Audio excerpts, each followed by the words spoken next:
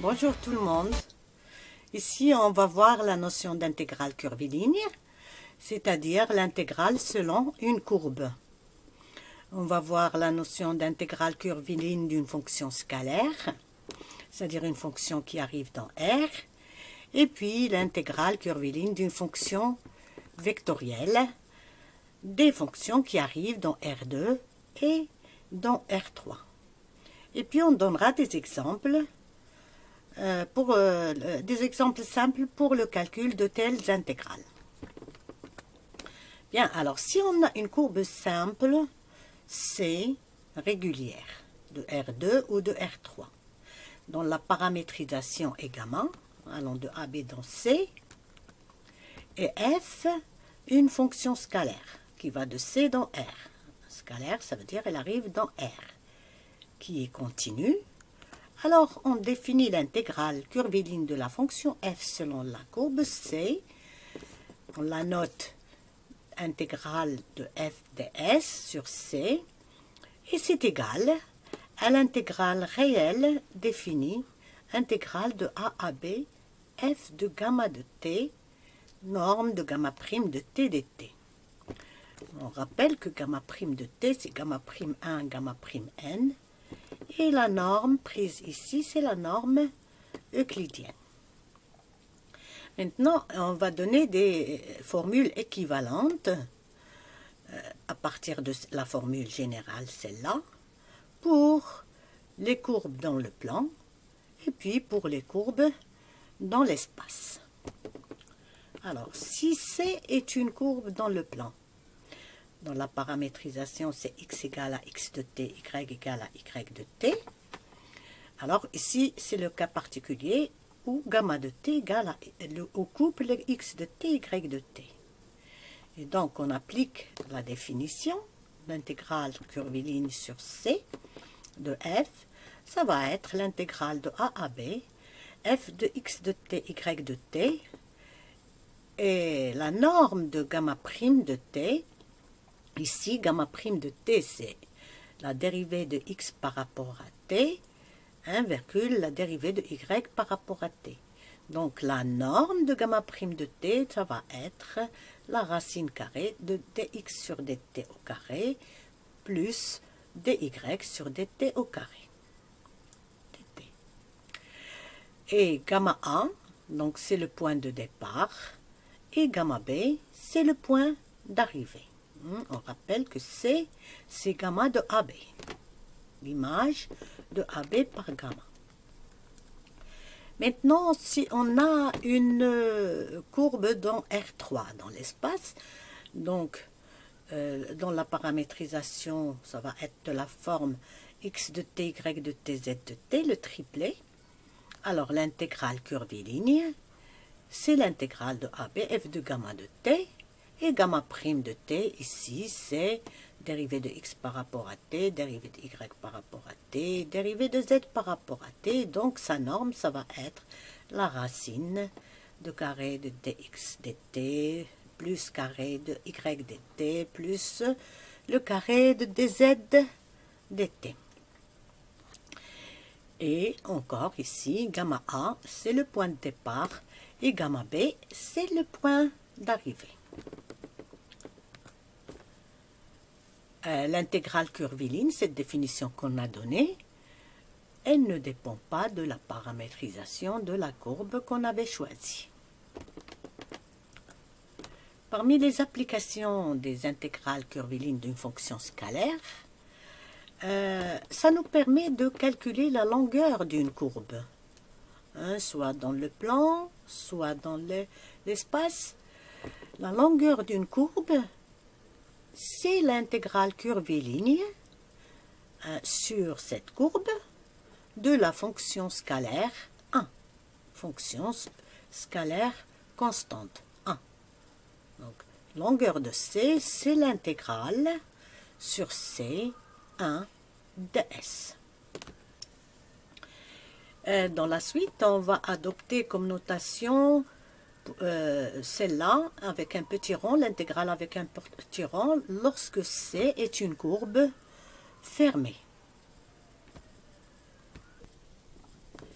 Premier exemple, on va calculer l'intégrale curviligne de la fonction f de xy égale racine de x carré plus 4y carré selon la courbe C qui est définie par l'équation cartésienne de y égale à x carré allant du point A de coordonnées 0, 0 au point B de coordonnées 1, 1,5. Alors, la première des choses à faire, donc, c'est de trouver une paramétrisation de la courbe C. Donc, si on pose x égale à t, alors y, ça va être, y, il est égal à x carré sur 2, parce que 2y égale à x carré. Et donc, y, ça sera x carré sur 2, et ça sera égal à x égale à t, donc ça sera égal à t carré sur 2. Et donc, gamma de t, c'est x de t, y de t, donc ça va être t carré sur 2. Donc, ceci pour gamma. Maintenant, on doit trouver l'intervalle AB. Alors, la courbe, elle va du point A. Le point A de coordonnées 0, 0. Donc, ici, ça correspond à quel t? C'est x. Hein? X, c'est t. Donc, x qui est égal à t égale 0. Hein? On vérifie bien que ça il appartient à la courbe. Hein? Donc, si x égale à t, si x égale 0, y égale 0. Donc, ce point, il correspond à quel t? Il correspond à t égale 0. N'est-ce pas? Pour ce qui est du point B, le point B, donc, d'abord, vérifions qu'il appartient bien à la courbe, c'est-à-dire qu'il vérifie l'équation de la courbe. Si x égale à 1, on a y qui est égal à 1 demi, 1 au carré sur 2, donc 1 demi, donc il appartient bien à la courbe. Et donc ici B, son x, son abscisse, x égale à t égale à 1. Donc ça correspond à t égale 1. Et donc t, la courbe elle va de A à B, ça veut dire que t, ça va de 0 à 1. C'est-à-dire t est compris entre 0 et 1. Et alors, c'est quoi AB? Donc AB, c'est 0, 1. Donc voilà, on a pu trouver la paramétrisation sans avoir besoin de savoir quelle est la nature de la courbe ou comment elle est. Mais c'est toujours bien de savoir, d'avoir une idée de ce que c'est que la courbe. Si je reviens ici à la courbe, la 2y égale à x carré, ça veut dire y égale à x carré sur 2. Donc c'est de la forme, l'équation de la courbe, elle est de la forme y égale à x carré. Et c'est quoi le graphe d'une telle fonction, y égale à x carré, c'est une parabole. Et donc ici, notre courbe, c'est un morceau de parabole qui va du point A, 0, 0, au point B, à 1,5. Alors maintenant, on revient au calcul de l'intégrale curviligne. Donc, si on travaille la première façon, c'est on va travailler avec la formule générale. Donc, on a gamma de t, c'est t carré sur 2, t compris entre 0 et 1. Alors, c'est quoi gamma prime de t? Donc, c'est la dérivée de t par rapport à 1, à t, donc ça fait 1. Et puis, là, la dérivée par rapport à t, ça fait quoi? Ça fait 1,5 de 2t, c'est-à-dire t. Donc, gamma prime de t est égal au couple 1t. Alors, c'est quoi la norme de gamma prime de t? Donc, ça va être la racine carrée de ça au carré plus ça au carré. Donc, c'est la racine de 1 plus t carré. Et maintenant, on prend la définition. Donc, l'intégrale curviligne de f selon c qu'on a noté ici, i, elle est égale à l'intégrale de 0 à 1 f de gamma de t, norme de gamma prime de t, la définition générale. Et on va remplacer. Donc, f de gamma de t, c'est quoi? D'abord, gamma de t, c'est t carré sur 2.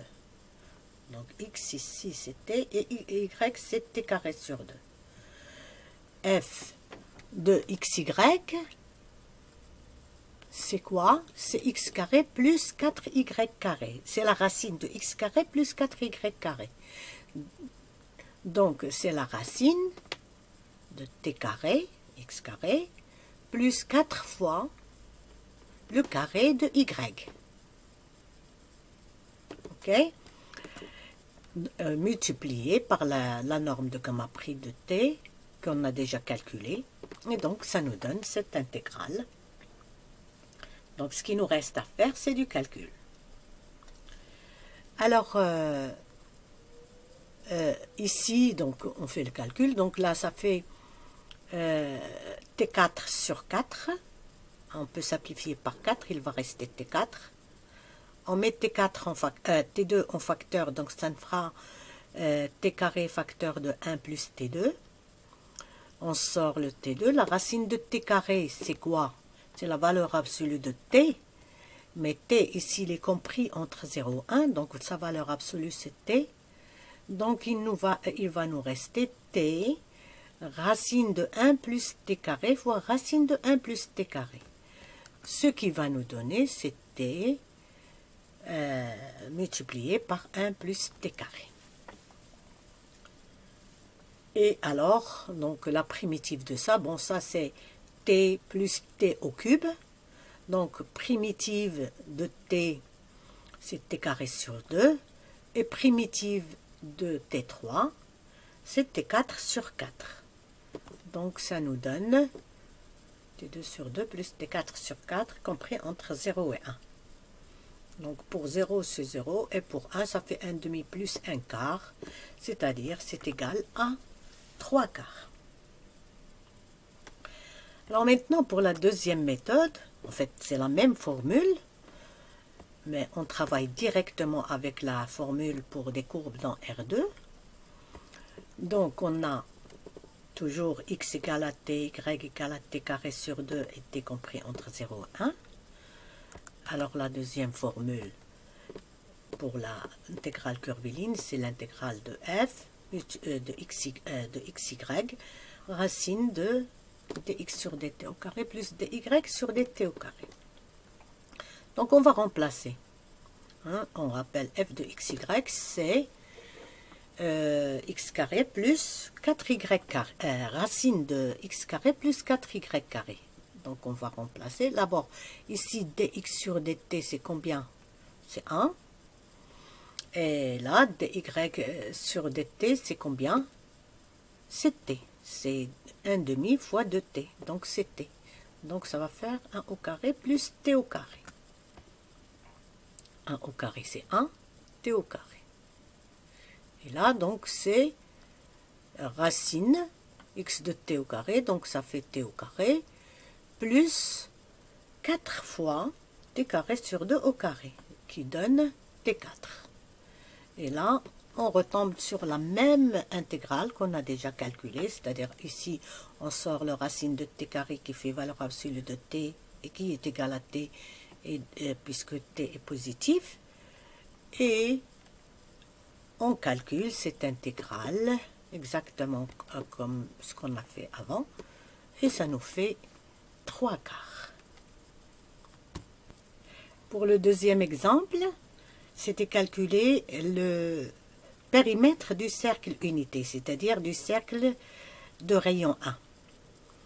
Périmètre du cercle unité, cela revient à calculer la longueur d'une courbe. Donc on va appliquer le résultat avec l'intégrale curviligne, à savoir que la longueur d'une courbe, elle est égale à l'intégrale curviligne sur cette courbe de la fonction scalaire 1. Donc pour calculer cette intégrale curviligne, on a besoin d'abord d'une paramétrisation de la courbe. Ici, notre courbe, c'est le cercle unité, le cercle de rayon 1, de centre O et de rayon 1. Donc, c'est quoi une paramétrisation de ce cercle par les coordonnées polaires? Donc, c'est x égale cos t, y égale sin t et t allant de 0 à 2π. Ici, le rayon, c'est 1. Le rayon du cercle, c'est 1. Donc, voici une paramétrisation du cercle C. Alors, on applique la définition de l'intégrale curviligne. Donc, on a d'abord la longueur de C, c'est l'intégrale curviligne de 1 sur C. Et l'intégrale curviligne de 1 sur C, c'est l'intégrale de 1 multipliée, l'intégrale de f de xy, la racine dx sur dt au carré plus dy sur dt au carré. La formule pour les courbes dans R2. Bon, alors, donc dx sur dt, c'est quoi? C'est moins sinus t, et dy sur dt, c'est cos t. Donc, ça nous fait l'intégrale de 0 à 2π de le carré de moins sinus t, donc c'est le carré de sinus t, donc ça nous fait sinus carré t, cos carré t. Et sin carré t plus cos carré t, il est égal à 1. Et racine de 1, c'est combien? C'est 1. Donc ça nous fait l'intégrale de 0 de pi 1. Primitive de 1, c'est t, donc ça nous fait t compris entre 0 et 2π, donc ça nous fait 2π. Donc résultat prévisible, puisqu'on sait ce que c'est que le périmètre du cercle de rayon R, c'est 2πr. Ici, le R, le rayon, c'est 1. Donc c'est 2π fois 1, donc c'est bien 2π. On définit de la même façon l'intégrale curviligne d'une fonction vectorielle. Alors, si on a une courbe simple régulière de Rn, n égale 2 ou 3, dont la paramétrisation est gamma, allant de AB dans C, et F, donc une fonction vectorielle, ou un champ vectoriel continu, allant de C dans Rn. Donc, de composantes F1, Fn. Alors, on définit l'intégrale curviligne de f selon la courbe C. On la note intégrale sur C grand F dr, d petit r, et on la définit par l'intégrale réelle définie, l'intégrale de A à B de f de gamma de t scalaire gamma prime de t dt. On a f de gamma de t qui appartient à Rn, on a gamma prime de t qui appartient à Rn, ce sont deux vecteurs de Rn, et là c'est le produit scalaire. Produit scalaire, c'est-à-dire première composante fois première composante, deuxième composante, plus deuxième composante fois deuxième composante, plus etc. jusqu'à la dernière composante de f de gamma de t fois la dernière composante de gamma prime n de t. Ici, f de gamma t, c'est le n uplet, f1 de gamma t, f2 de gamma t, fn de gamma t, et gamma prime de t, c'est le n uplet, gamma prime 1, gamma prime 2, gamma prime n. Alors, dans le cas où n égale à 2, donc une courbe dans R2 est paramétrée par x égale à x de t, y égale à y de t, c'est-à-dire gamma de t égale x de t, y de t. Et f de xy arrivant dans R2, donc de composantes P et Q, hein, F1 égale à P et F2 égale à Q. Alors l'intégrale curviligne de F selon C, c'est l'intégrale de A à B, donc de F, de gamma de T, scalaire, gamma prime de T. La gamma prime de T, c'est dx sur dt, dy sur dt. Donc ça va être p dx sur dt, fois dt, ça donne p dx. Et puis la même chose pour q dy. De la même façon, pour une courbe dans R3, donc on a la courbe paramétrée par x égale x de t, y égale y de t, z égale z de t, et f de x, y, z arrivant dans R3, c'est le triplet PQR, F1 égale P, F2 égale Q et F3 égale R. Donc ici, c'est le cas particulier de gamma de t égale x de t, y de t, z de t.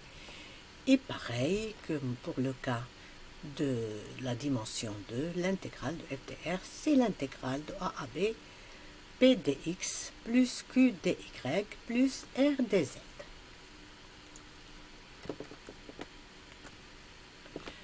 Si on a une courbe qui est une réunion de courbes C1, Cn, et qui est régulière par morceaux, tels que CI, ils ont la même orientation, alors on peut calculer l'intégrale curviligne de f selon cette courbe comme étant égale à la somme des intégrales curvilignes de f sur CI.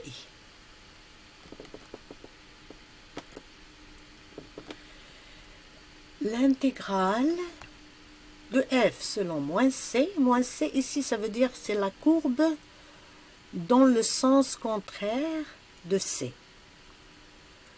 Elle est égale à moins l'intégrale sur c de f de r, c'est-à-dire l'intégrale de f selon une courbe dans un sens, c'est moins l'intégrale de la même fonction selon cette courbe, mais dans l'autre sens.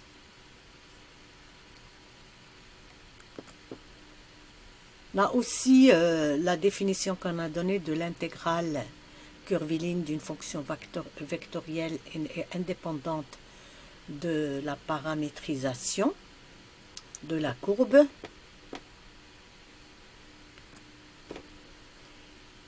Et on définit le travail d'une force F le long d'une courbe C par W égale l'intégrale curviligne de F selon C. Donc cette intégrale curviligne d'une fonction vectorielle qui est la force, ça nous donne le travail de cette force le long de cette courbe. On passe aux exemples maintenant. Donc si on veut calculer l'intégrale curviligne de la fonction couple xy, y carré moins x, selon C, C est la courbe définie comme ceci, c'est la somme, c'est l'ensemble des couples t exponentielle t, tel que t appartient à 0,1. Donc on peut écrire aussi comme ceci l'intégrale xy dx, y carré moins x dy. Autrement dit, ici on est dans n égale 2, avec p égale xy, et la deuxième composante de f, q, égale y carré moins x. Alors, la première façon de calculer, c'est avec la première définition qu'on avait donnée. Donc, on a f ici, c'est pq. Hein, p, c'est xy, et q, c'est y carré moins x. Et la paramétrisation de C et les données, on n'a rien à chercher ici. Donc gamma de t, c'est t exponentielle t. Hein, le AB, c'est 0,1. Alors gamma prime de t est égal à quoi? Donc c'est 1, la dérivée de t, virgule, la dérivée de exponentielle t qui est exponentielle t. Et alors, donc la définition de l'intégrale curviligne de f selon c, c'est l'intégrale sur AB de 0 à 1, f de gamma de t, scalaire gamma prime t dt.